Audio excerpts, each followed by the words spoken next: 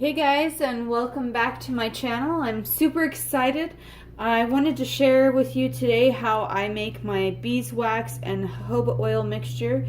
It's really super simple. What you're going to need for this project is obviously beeswax and jojoba oil.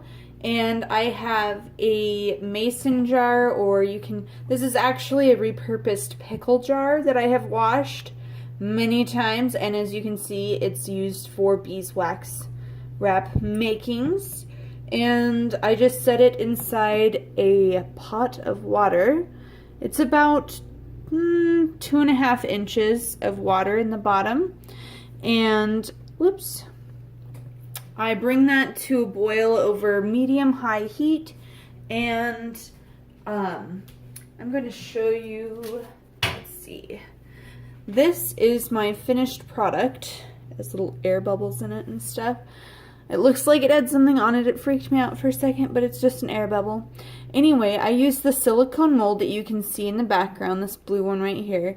I used this to pour my beeswax and jojoba oil mixture so that it forms this solid brick, and it's kind of crumbly right now because I've actually been using the little grater, the cheese grater over there, to grate about 4 tablespoons of the mixture for making a new wrap. But yeah, this will be the finished product. You're going to need you're going to need 6 tablespoons of beeswax. This is just regular beeswax that I've put into a mold. You're going to need 6 tablespoons or 3 ounces of beeswax, and you're going to need 1.5 teaspoons of jojoba oil. And don't worry guys, I'll be leaving all of the recipes and stuff like that in the description box below. I'll also link where I bought my jojoba oil. I got it off of Amazon. I think it was like $8. It wasn't expensive, and it'll make tons of wraps and other beauty products and stuff like that. So yeah. Alright, I'm going to let this boil and I will be right back. Alright guys, now I'm going to put the 1.5 teaspoons of jojoba oil into the mixture.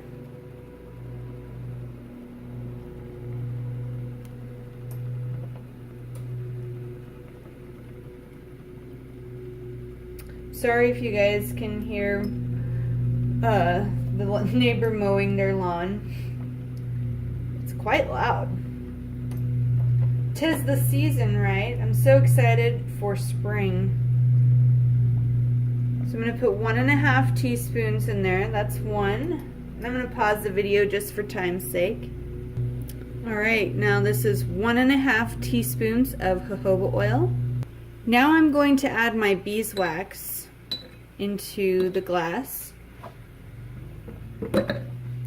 Double boilers are really nice. I like to repurpose these glass jars to make double boilers for, you can make all sorts of things. Chocolates, you can make makeup products with them, you can make beeswax wraps and stuff with them. I love repurposing these glass jars, and one of these days I will make a video on all the things that you can do with these glass jars. Alright, I'm going to let this melt, and so I'm going to go ahead and pause because, guys, I am so sorry. I am just not a tech-savvy kind of person, and I want to be able to share all of these cool things with you, but you're going to just have to bear with me while I learn how to edit videos.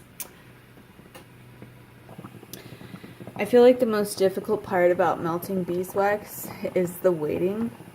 I'm doing other stuff. I'm walking around. I'm cleaning. I'm just letting this melt. And while I'm waiting, I'm actually going to be making another beeswax wrap. So you guys will get to see that, hopefully, when it's done.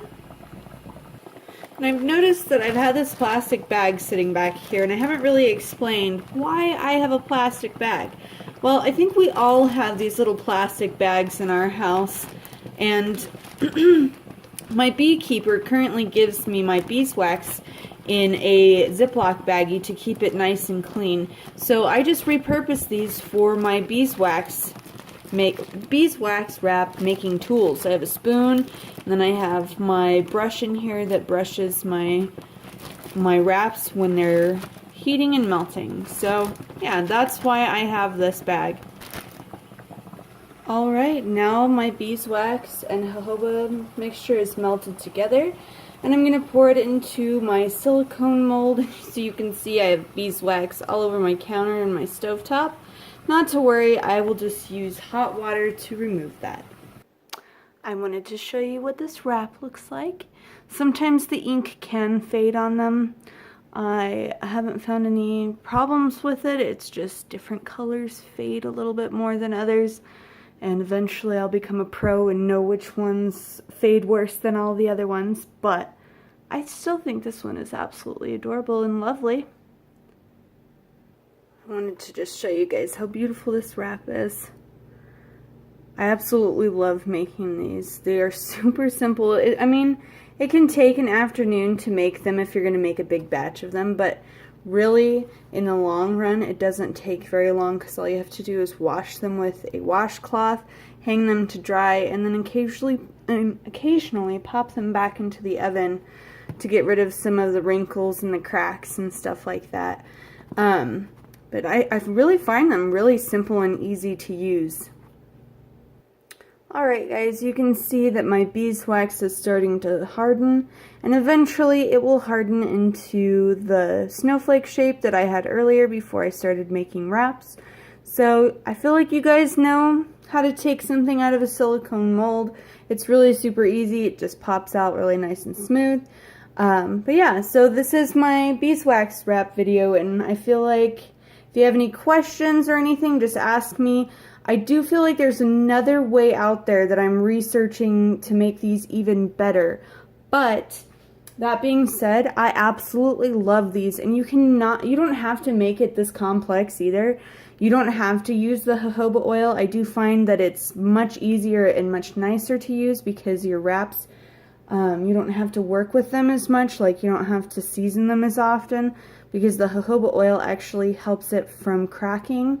So I found that I love this mixture, and I hope that you guys like these as well. Be blessed and be happy, and I hope that you have a wonderful day.